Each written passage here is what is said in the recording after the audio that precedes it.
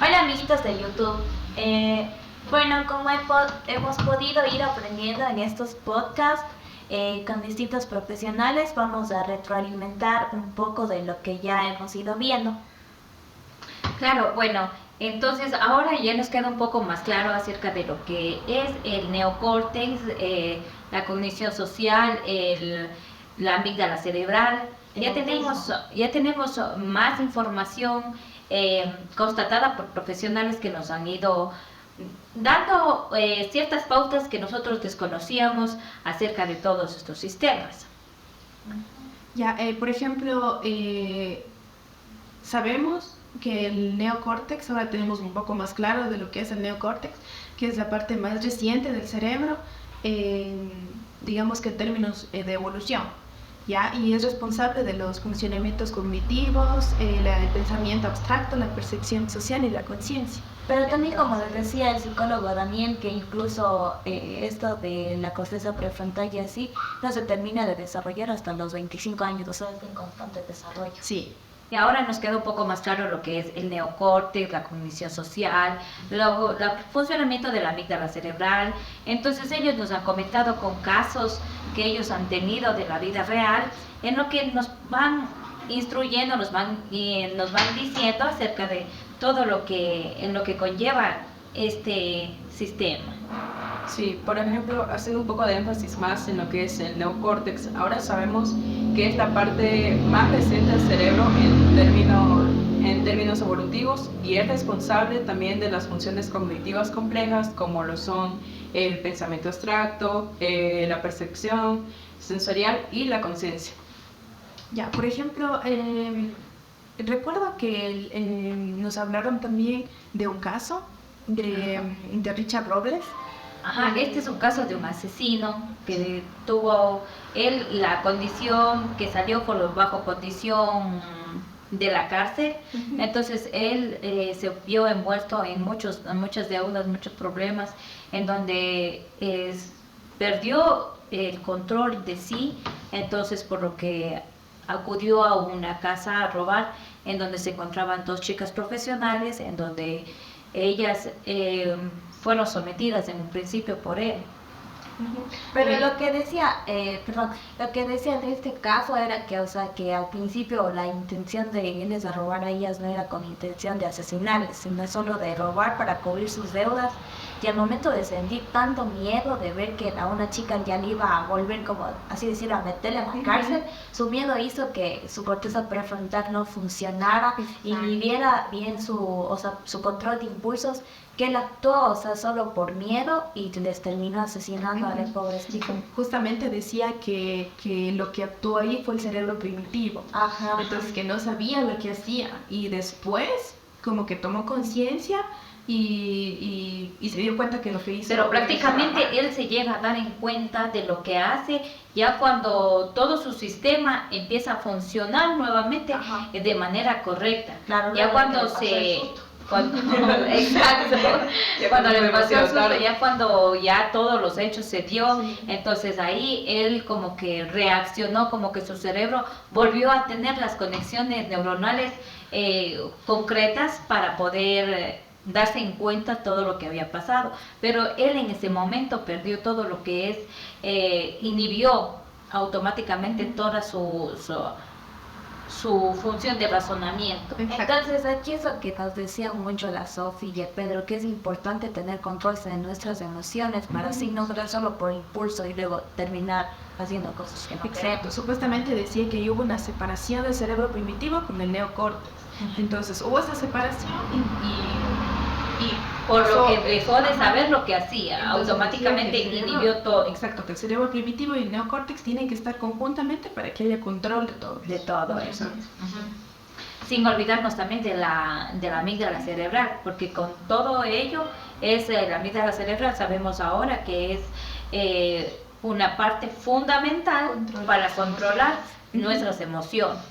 Claro, aquí también por eso el psicólogo Dani nos hablaba de eso, de que cuando tienen una corteza prefrontal hiperactiva, la amígdala también, y como vimos ese caso de, ¿cómo era? No, el caso de Pedro. Del Fíjense, No, el otro caso, el del asesino en serie. Rodney Kraft. De Randy Randy Kraft. Kraft, como vimos el caso de él que también tenía una corteza prefrontal hiperactiva y así, y por Y eso la mitad incluso era de era más disminuida. pequeño, ajá, más y pequeño, decía ajá. que tenían actitudes así psicópatas. Claro. Pero esto de quién era la amígdala, ¿se acuerdan que no?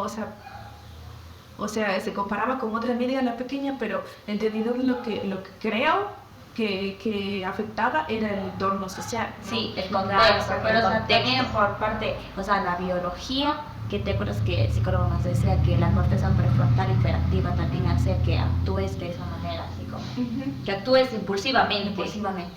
Ajá. Ajá.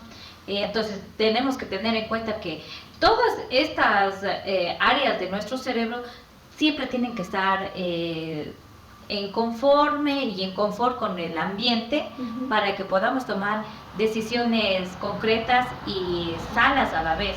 No por impulso. Exacto, y no ser muy impulsivos al tomar.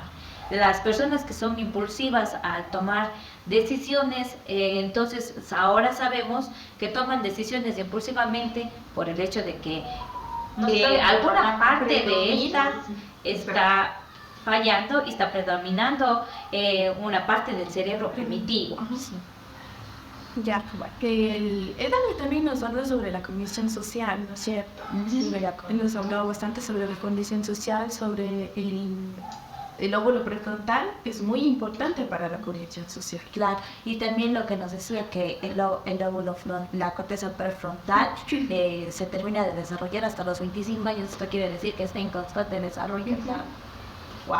Pero tampoco es que a los 25 años vas a termina dejar de de desarrollar, o sea, continúas desarrollándola, pero ya no de la misma manera, sino quizás un poco más lento, de una manera diferente, quizá. Y también lo que nos decía que es importante cuidar las experiencias de los niños Ujú. para no causarles un trauma, Traumatizar. porque eso repercute después en su vida ya adolescente. Sí, porque decía que el ambiente influye bastante en el niño. Sí, él nos habló más que todo eso del Es contexto. que tenemos que tener en cuenta que los niños son pequeñitos y ellos están absorbiendo todo lo del ambiente que es parte de su propio aprendizaje. Entonces, por eso debemos de cuidar que si ellos están en un ambiente sano, ellos serán unos niños y adolescentes sanos, mientras que si están en un ambiente de mala forma, tóxico, entonces ellos van a ser personas malas, ¿no? O sea, es como se va criando un delincuente, puede decirse también. Claro, es como lo que nos decía, que por eso está pasando esto ahora en nuestro país, de que, o sea, desde ahora, desde los adolescentes que han encontrado así delinquiendo, es porque ya se crean en ese ambiente de malos hábitos. Van aprendiendo de esas cosas consumo. hasta muy pequeñitos. Ajá, y por eso ahora ya se ve a delincuentes, pero demasiado jóvenes, ya no son delincuentes solo personas ya mayores. Claro, desde los 12 años incluso. Claro, hoy en día se ven niños delincuentes, o sea, ya no es algo de... O sea, ahora lo raro es encontrarse un delincuente ya adulto.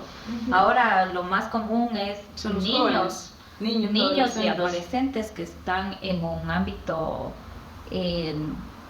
malo y andan en sus... Claro, por eso incluso en el caso que veíamos con Pedro nos dimos cuenta que, o sea, no solo significa nacer con una diferencia biológica dentro de su cerebro, sino también que es un ambiente, el contexto influye que bastante. influye, el consumo de marihuana, de alcohol, la familia, los traumas, la sociedad, porque a veces hacemos cosas sin ver que estamos creando una afección a una persona. Por ejemplo, también nos hablaron que sobre un tema muy importante que es el TEA, que se afecta la corteza prefrontal. Bueno, obviamente va con otras, o sea, es un cerebro muy diferente. Claro, obviamente que El cerebro de un niño con TEA es diferente. Ajá, de un niño neurotípico con un niño típico. Normal prácticamente. Entonces que los cerebros son muy importantes porque se afecta la corteza prefrontal, la amígdala, el sistema límbico, o sea, todo funciona muy diferente. Entonces, también nos hablaba o sea, ¿cómo sería? se presenta de forma diferente en la niña y en los niños. Hay Ah, diferencias. sí, hay diferencias. Hay diferencias entre ambos. Ajá, que decía también en la niña, es como que la niña camufla bien los Sí, la niña le Ajá. Es como más común verlo en los niños. Extraño, ajá, que le digo que las comen en niñas y niñas, porque las niñas como que lo camuflan bien, por eso dice que se le diagnostican niñas cuando ya están de 12 a 13 años más o menos, Claro, cuando ya o sea, están grandes. Ajá. de los niños, o sea, se detecta a temprana edad, y de las niñas más tarde, por el hecho de que causa flaquitas. Eso sí me pareció muy interesante porque en realidad, o sea, había o sea, yo he escuchado de un caso de una chica que terminó ya la universidad y recién le había detectado autismo. Entonces, o sea, pasó por tantos diagnósticos que tenía esto, que tenía el otro, pero, o sea, ninguno como que tomó la Iniciativa para saber qué o era. sea, ¿no? no, o sea, Tipo de ninguno acertó. Y ya para que tenga unos 20, 22 años recién le detectan autismo. Pero ¿Cómo también se tenemos, confunden? ¿Cómo se Exacto. confunden? ajá, pero tenemos que tener en cuenta que el autismo también no hay un solo tipo de autismo, va por etapas. No, por grados. Solo Por grados, uno, exacto. Ajá. Entonces quizás de ella fue un grado muy leve, entonces por eso fue difícil su detección también. También porque, o sea, he leído también que hay diferenciales. Por ejemplo, hay que saberlo detectar bien, porque, por ejemplo, se puede confundir con un TDAH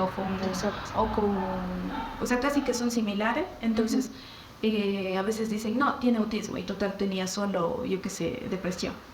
O tenía TDAH, detectaron autismo. Entonces, eso, o sea, a mí como que me llama mucho la atención de que, o sea, en realidad los profesionales se tienen que formar bien para poder detectar las Diferentes tipos Sobre todo de el autismo, trastorno. porque el autismo es uno de los trastornos al quien le confunden demasiado con Sí, con exacto. trastornos. No le diagnostican y luego el niño o la persona que sufre de este trastorno no recibe el correcto tratamiento y no saben la afectación que le están causando. En vez de avanzar, lo están como que retrocediendo. Ajá.